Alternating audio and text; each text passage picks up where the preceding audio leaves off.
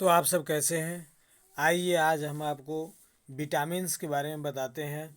Vitamins क्या होता है, विटामिन्स कितने प्रकार का होता है और विटामिन्स के कमी से होने वाले रोगों के बारे में चर्चा करेंगे।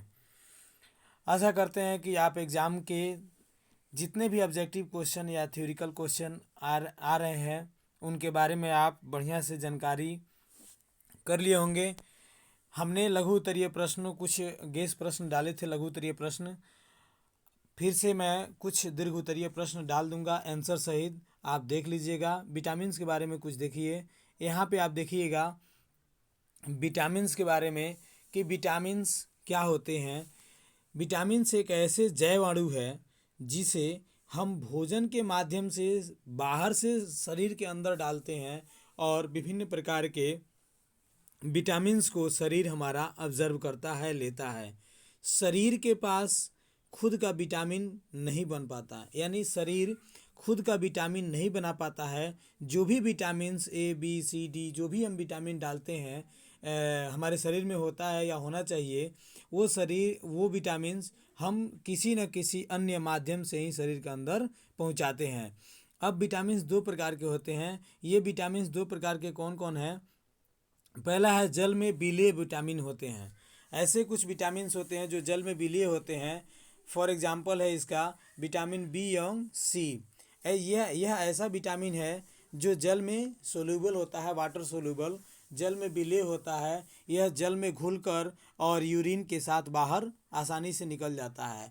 इसीलिए हमेशा हमारे शरीर में विटामिन बी और सी की मात्रा क्या होती है, निरंतर घटती रहती है। इसी कारण से हमें इन दोनों विटामिन की आवश्यकता हमेशा पड़ती है और किसी न किसी फल के या किसी न किसी खाद्य पदार्थ के माध्यम से हमेशा विटामिन बी एवं सी को अंदर प्रवेश कराते रहते हैं। ठीक है। उसके बाद से दूसरा आता है वसा में विलीय।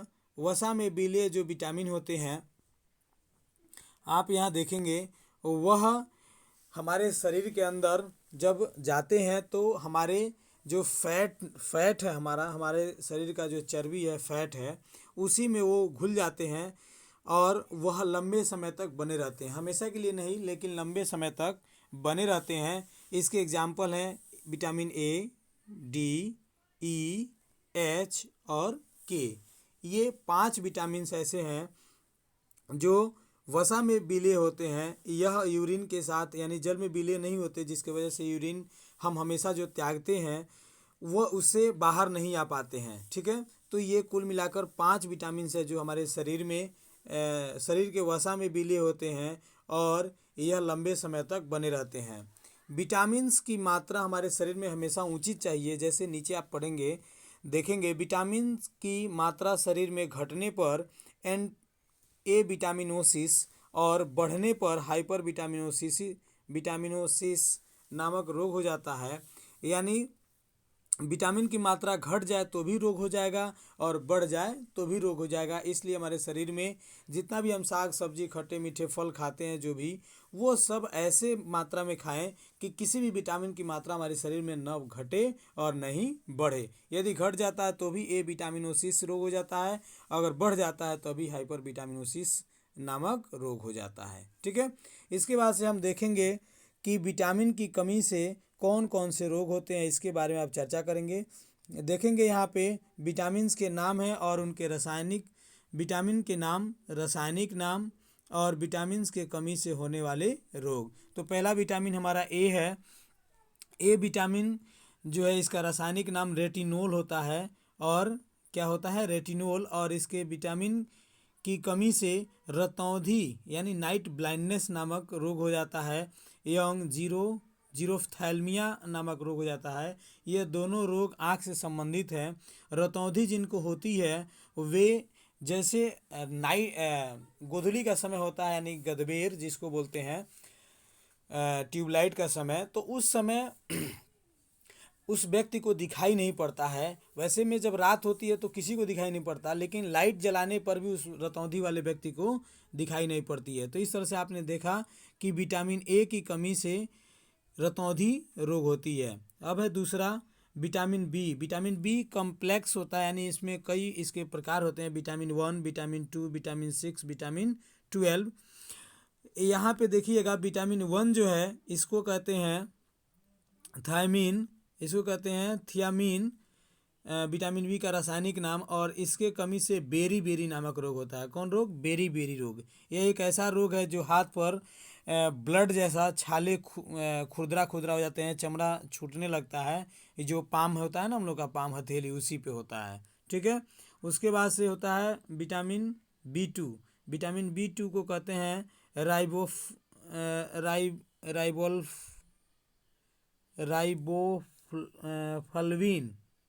फ्लेविन है, फ्लेविन, राइबोफ्लेविन है, राइबोफ्लेविन। यह इससे रोग होता है, चैलोसिस रोग हो जाता है इसे, जिसे जुठकटार भी कहते हैं।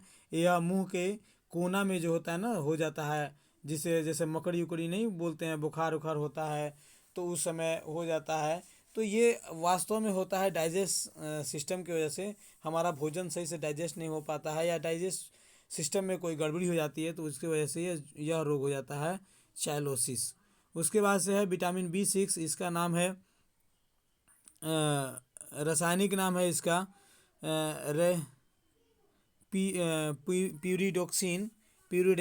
प्यूरिडॉक्सिन इसका नाम है। और इस विटामिन की कमी से हमारे शरीर में अकड़ापन टाइप हो जाता है, अकड़पन, शरीर में अकड़पन हो जाता है, हाथ होठ कड़ा हो जाता है, सीना जो होता है या रीढ़ की हड्डी में अकड़ापन आ जाता है। उसके बाद से विटामिन B12 है। इसका नाम है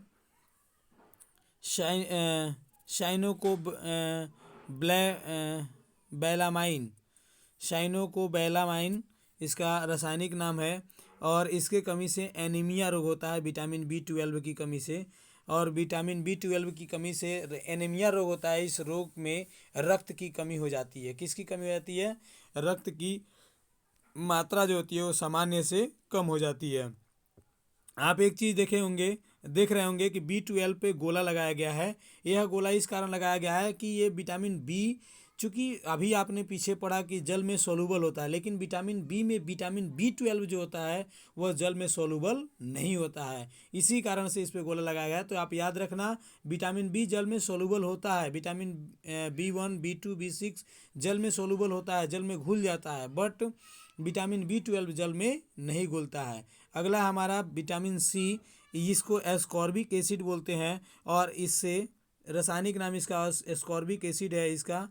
और इसके कमी से एस्कॉर्बी रोग होता है। एस्कॉर्बी एक ऐसा रोग है जिससे मसूड़े सूज जाते हैं और उसके साथ सूजने के साथ उससे रक्त आने लगते हैं, जैसे हमारे मसूड़े में ये होता है।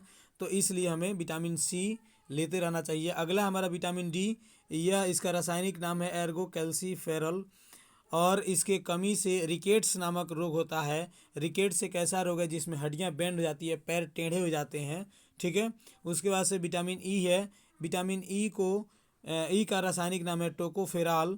टोकोफेराल विटामिन E की कमी से हमारे शरीर में सेक्स की कमी हो जाती है, यानी बच्चा जो उत्पन्न करने की क्षमता, पैदा करने की क्षमता होती है वह नहीं रहती है। इसीलिए हमें विटामिन E लेते रहना चाहिए।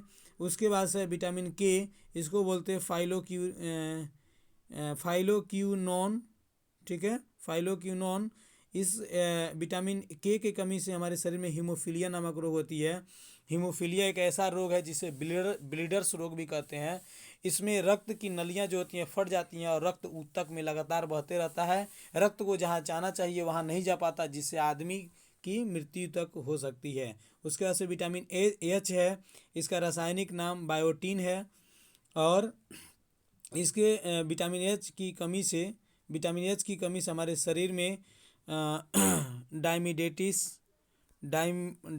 डायमिडेटिस नामक रोग हो जाता है। यह एक ऐसा रोग है जो त्वचा पर लाल चकता हो जाता है इसके कारण।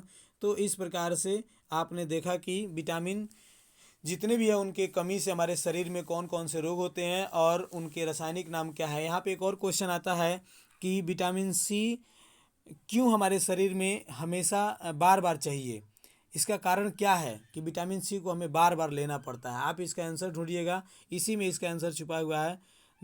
धन्यवाद। आप बढ़िया से देख लेंगे, ऑब्जेक्टिव आपका तैयार हो जाएगा। कम से कम इस वीडियो को दो स्टूडेंट को शेयर करें और सब्सक्राइब भी कराएं। इस प्रकार से आज के लिए इतना ही। धन्यवाद।